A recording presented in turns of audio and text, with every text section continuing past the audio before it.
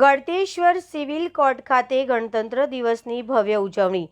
Superintendent Mohsin મંસૂરીના સાહેબના હસ્તે ધ્વજવંદન કરાયું.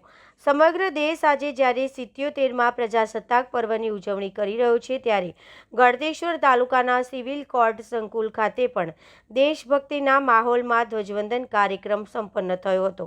આ ગરિમાપૂર્ણ કાર્યક્રમમાં ગળતેશ્વર સિવિલ કોર્ટના સુપ્રિન્ટેન્ડન્ટ શ્રી મોહસીન મંસૂરી સાહેબના વરદ હસ્તે આન બાન અને શાન સાથે રાષ્ટ્રધ્વજ લહેરાવવામાં આવ્યો હતો.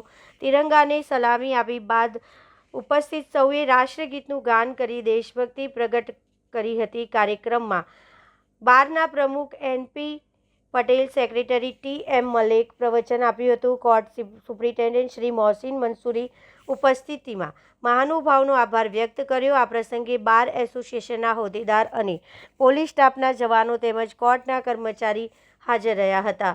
આ પ્રસંગે કોર્ટ સુપ્રિન્ટેન્ડન્ટ શ્રી મોહસીન મંસૂરીએ ઉપસ્થિત સૌને પ્રજાસત્તાક પર્વની શુભેચ્છાઓ પાઠવી હતી. કાર્યક્રમમાં મોટી સંખ્યામાં વકીલો અને પોલીસ જવાનોએ હાજર રહીને બંધારણ પ્રત્યે પોતાની નિષ્ઠા વ્યક્ત કરી હતી. સમગ્ર કોર્ટ સંકુલ દેશભક્તિના નારાઓથી ગુંજી ઉઠ્યું હતું.